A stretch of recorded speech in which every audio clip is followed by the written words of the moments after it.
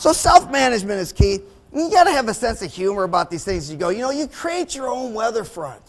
Create your own weather front. Abraham Lincoln said people are about as happy as they make their own minds up to be. You guys believe that? I do. Some people, they say there's two kinds of people, optimists and pessimists. I think there's three kinds. The optimist says the glass is half full, right? Pessimist says the glass is half empty. Then there's a third group of people that looks at the glass and says, I bet somebody drank out of that. Right? I mean, you got to decide what group you're going to be in, People have those signs around the office. So some of them are successory signs. Like when the going gets tough, the tough get going. Winners never quit and quitters never win. Then there's people with signs like, what's the use? We're all going to die anyway. It's just, you got to lighten up a little bit. You've heard a lot of travel exploits of that today. I tell you, people get wound up a little bit too tight. I get singled out sometimes for that secondary screening at the airport. They do that wandy thing. They pulled me out of line recently for that wandy thing. The same time they pulled me out of line, they pulled this lady out, 95 years old. She's like, she's 5 feet tall, can't hold the seat down at theaters, I said, this lady's not going to hijack the plane. We can bring her down, all right? It'll be all right, She might talk through the whole movie, but she's not going to hijack the plane. But they're very serious. And fortunately, she had a good sense of humor. I didn't feel too bad. And they wanted her, kept beeping. They said, ma'am, do you have any money in your pocket? She says, no, I don't. They wanted her again. Boop, ma'am, any coins, money, change? She says, no. Finally, they had to do that whole pat down thing. They said, ma'am, are you sure you don't have any money in your pockets? She says, no, but if you do that again, I'd be willing to write you a check. I started laughing. She's laughing. The person next to her is laughing. The TSA people are like, supervisor. Got to lighten up a little bit. It's okay to take our work seriously. We should never take ourselves too seriously. You guys with me on that? Definitely so. I want to give you some keys that can help you. I mean, it's okay to I think it's healthy to have a healthy level of insanity in the workplace, Do some crazy stuff from time to time. Page yourself over the intercom. Yeah, and don't disguise your voice either for extra credit. Ask for yourself at the reception desk in the morning, Show up for work one of these days, Ray, dressed in army fatigues, and people say, why are you dressed that way? I say, I can't talk about it. Send an email message out to your colleagues telling them that coffee and cookies and donuts and pizza are in the conference room. Then rush over there really quick. As soon as they start showing up, just pat your belly and go, you got to be quicker than that. Or next time you go to work, Madeline, bring a hairdryer with you. And then park on the side of the road during lunch and point it at oncoming traffic.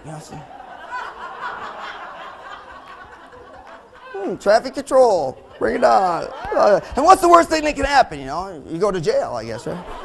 Don't worry, if you got a good friend, they'll bail you out. If you've got a true friend, they'll be sitting next to you going, dang, that was fun.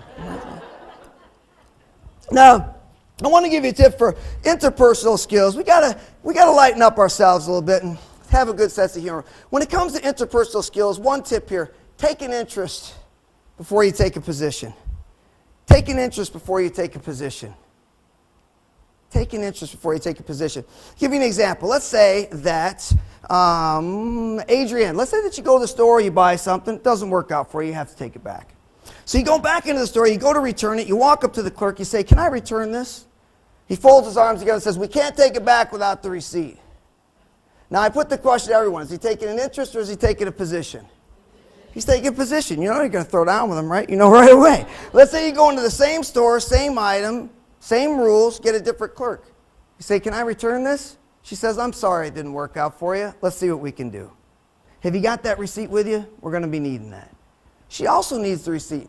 Did she take a position or did she take an interest?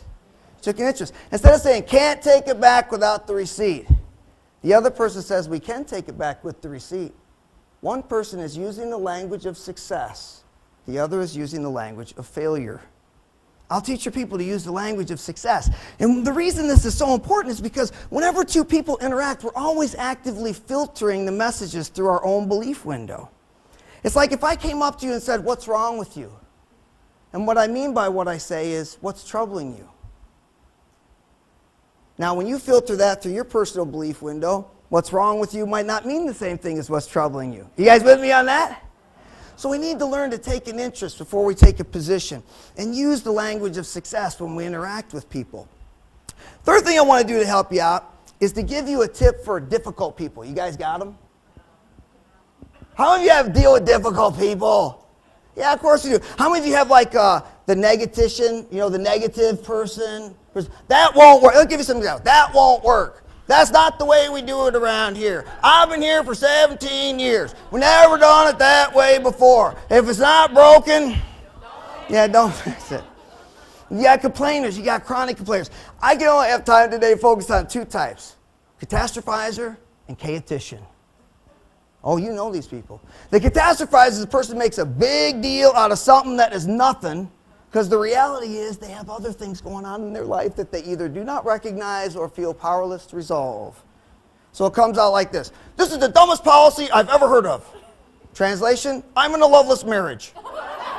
But you see, they can't get their head around that thing. So they're explosive over spilt milk stuff, you know. And then you have the chaotician, the most dangerous of them all. This is a person that thrives on chaos.